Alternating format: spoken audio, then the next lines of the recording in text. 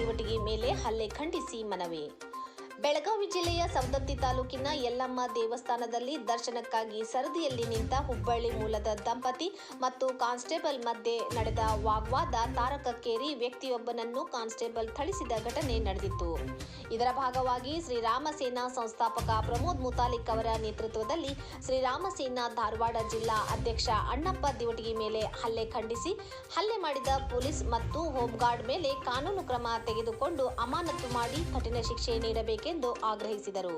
ಸವದತ್ತಿ ಯಲ್ಲಮ್ಮ ದೇವಸ್ಥಾನದಲ್ಲಿ ಪೊಲೀಸ್ ಮತ್ತು ಹೋಂಗಾರ್ಡ್ ಅಣ್ಣಪ್ಪ ದಿವಟಗಿ ಅವರ ತಲೆಗೆ ಪೊಲೀಸ್ ಲಾಠಿಯಿಂದ ರಕ್ತ ಬರುವ ಹಾಗೆ ಜೋರಾಗಿ ಹೊಡೆದು ಮಾರಣಾಂತಿಕ ಹಲ್ಲೆಯನ್ನು ಮಾಡಿದ್ದಾರೆ. ತಕ್ಷಣ ಅವರ ಮೇಲೆ ಕ್ರಮ ಕೈಗೊಳ್ಳುವಂತೆ ಆಗ್ರಹಿಸಿ ಯಲ್ಲಮ್ಮ ದೇವಸ್ಥಾನದ ಅಧಿಕಾರಿಗೆ ಮನವಿ ಸಲ್ಲಿಸಿದರು. ಸುಮಾರು 10 ವರ್ಷದಿಂದ ಪ್ರತೀತಿಯನ್ನು ಪಾಲಿಸ್ತಾ ಇದ್ದಾರೆ. ಇಲ್ಲಿ ಆ ದರ್ಶನ ತಗೊಂಡು ಹೊರಗಡೆ ಬಂದಾಗ ಮಗು ಅಳ್ತಾ ಇತ್ತು ಅಂತ ಹೇಳಿ ಅವ್ರಿಗೇನಾದರೂ ಒಂದು ತಿನ್ನಿಸ್ಬೇಕು ಅಂತ ಹೇಳಿ ಅಲ್ಲಿ ಕೆಳಗಡೆ ಕೂತ್ರೆ ಇಲ್ಲಿಯ ಹೋಮ್ಗಾರ್ಡ್ ಸಿಬ್ಬಂದಿ ಅತ್ಯಂತ ಅಮಾನುಷವಾಗಿ ಕೆಟ್ಟ ಶಬ್ದಗಳನ್ನು ದೇವಸ್ಥಾನದಲ್ಲಿ ಬೈದು ಇವರನ್ನು ಹೊರಗೆ ಹಾಕ್ತಾನೆ. ಹೊರಗೆ ಹಾಕಿದ ಮೇಲೆ ಮಗು ಅಳೋದು ನಿಲ್ಲಿಸ್ತಾ ಇಲ್ಲ. ಹಾಗಾಗಿ ಸ್ವಲ್ಪ ನೆರಳಲ್ಲಿ ಕೂತ್ಕೊಳ್ತೇನೆ ಒಳಗಡೆ ಅಂತ ಹೇಳಿದಾಗಲೂ ನಿಮ್ಮಪ್ಪಂದ ಜಾಗ ಇದು ಅಂತನ್ನುವಂಥದ್ದು ಉದ್ದಟತನದಿಂದ ಅವನು ಮಾತಾಡಿದ್ದಾನೆ.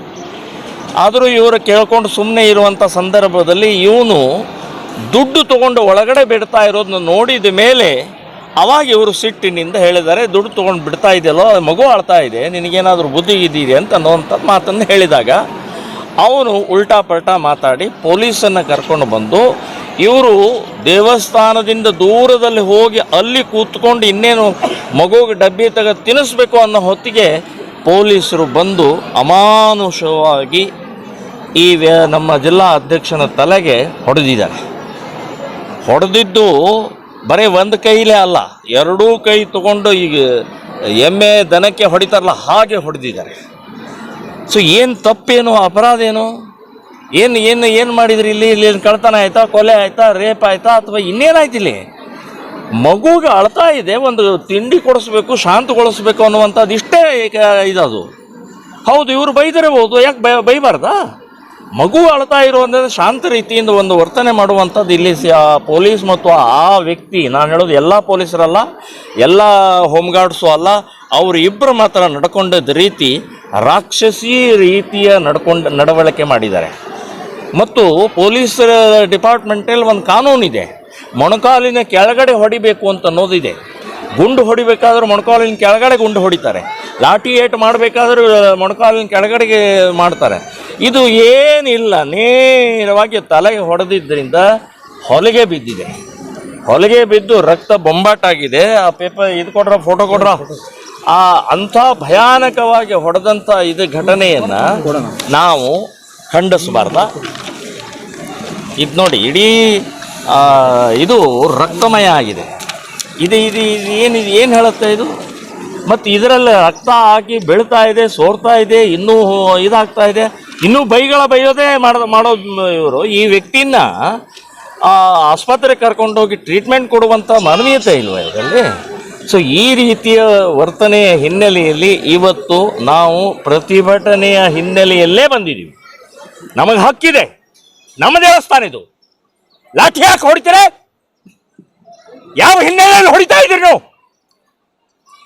ಮನುಷ್ಯರಿದ್ದಾರೋ, ರಾಕ್ಷಸರಿದ್ದಾರೋ, ದನಗಳಿದ್ದಾರೋ? ನೀವು ಯಾರು ಹೊಡಿತಾ ಇದ್ದೀರಿ ನೀವು?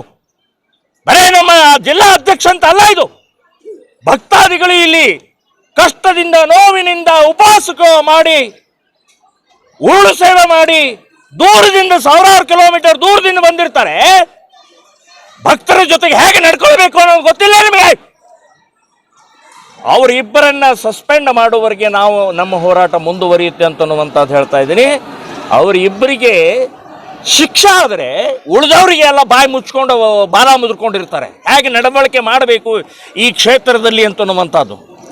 ಅವನ ದರ್ಶನಕ್ಕೆ ಬಂದವನಿಗೆ ಆ ಯಲ್ಲಮ್ಮನ ದರ್ಶನ ಆದ ನಂತರದ ಘಟನೆ ಇವತ್ತಿಗೂ ಹೊರಗೆ ಬಂದಿಲ್ಲ. ಅವರು ಆ ಭಯ, ಆ ಏಟಿನ ನೋವು ಅವ್ರ ಹೆಂಡತಿ ರಾತ್ರಿ ಹೊತ್ತು ಮಲಗಕ್ಕಾಗ್ತಾ ಇಲ್ಲ.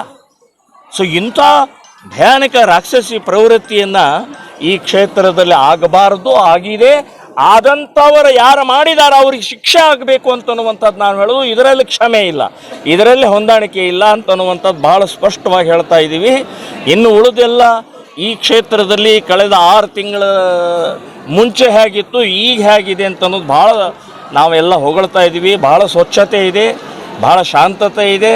ವ್ಯವಸ್ಥಿತವಾಗಿ ಆ ತಾಯಿಯ ಮಹಾತಾಯಿಯ ರೇಣುಕಾ ಯಲ್ಲಮ್ಮನ ದರ್ಶನ ಆಗುವಂಥ ವ್ಯವಸ್ಥೆ ಮಾಡಿದಂಥ ಇಲ್ಲಿಗೆ ಬಂದಂಥ ಅಧಿಕಾರಿಗಳಿಗೆ ನಾನು ಅಭಿನಂದನೆಗಳನ್ನು ಹೇಳ್ತಾ ಇದ್ದೀನಿ. ಅವ್ರಿಗೆ ಪೂರ್ಣ ಸಹಕಾರ ನಮ್ಮದು ಇದೆ. ನಾವು ಕೂಡ ಇನ್ನು ಮೇಲೆ ಯಾವುದೇ ಜಾತ್ರೆ ಯಾತ್ರೆ ಏನು ದೊಡ್ಡ ದೊಡ್ಡ ಸಂದರ್ಭದಲ್ಲಿ 100 ಜನ ನಾವು ಕಾರ್ಯಕರ್ತರು ಬಂದು ಅವ್ರಿಗೆ ಪೂರ್ಣ ಸಹಕಾರ ಕೊಡುವಂಥದ್ದು ಕೂಡ ನಾವು ನಿರ್ಧಾರವನ್ನು ಮಾಡಿದ್ವಿ. ಈಗ ಇಲ್ಲಿಂದ ಪೊಲೀಸ್ ಅಧಿಕಾರಿ ಕಡೆಗೆ ಪೊಲೀಸ್ ಸ್ಟೇಷನ್ಗೆ ಹೋಗ್ತಾ ಇದ್ದೀವಿ. ಸೊ ಅಲ್ಲಿ ಮಾತನಾಡಿ ಅವ್ರಿಗೂ ಒಂದು ಮನವಿ ಕೊಡೋದಂತ ನಿಶ್ಚಯ ಮಾಡಿದ್ದೀವಿ. ಅವ್ರಿಗೂ ಹೇಳ್ತೀವಿ, ಇನ್ನೂವರೆಗೆ ಅವ್ರ ಮೇಲೆ ಕ್ರಮ ತೊಗೊಂಡಿಲ್ಲ, ತೊಗೊಳ್ಳದೇ ಇದ್ದರೆ ಮುಂದಿನ ಭಾಳ ದೊಡ್ಡ ಪ್ರಮಾಣದಲ್ಲಿ ನಾವು ಹೋರಾಟ ಇಡೀ ರಾಜ್ಯದಿಂದ ರೇಣುಕಾ ಯಲ್ಲಮ್ಮ ದೇವಸ್ಥಾನ ಚಲೋ ಅಂತ ಹೇಳಿ ಕರೆ ಕೊಡಬೇಕಾಗತ್ತೆ, ಸೌದತ್ತಿ ಚಲೋ ಅಂತ ಕರೆ ಕೊಡಬೇಕಾಗತ್ತೆ. ಲಕ್ಷಾಂತರ ಜನ ನಮ್ಮ ಕಾರ್ಯಕರ್ತರು ಬರ್ತಾರೆ. ಆವಾಗ ನೀವು ಕಂಟ್ರೋಲ್ ಮಾಡೋಕ್ಕಾಗೋದಿಲ್ಲ ಅಂತನ್ನೋದು. ಈಗಲೇ ಅವನಿಗೆ ಶಿಕ್ಷೆ ಕೊಡಿ, ಇಬ್ಬರಿಗೂ ಶಿಕ್ಷೆ ಕೊಡಿ, ನಾವು ನಮ್ಮ ಪಾಡಿಗೆ ನಾವಿರ್ತೀವಿ ಮತ್ತು ನಿಮಗೆ ಪೂರ್ಣ ಪ್ರಮಾಣದಲ್ಲಿ ಸಹಕಾರವನ್ನು ಕೊಡ್ತೀವಿ ಅಂತನ್ನುವಂಥದ್ದು ಹೇಳ್ತಾ ಇದ್ದೀವಿ.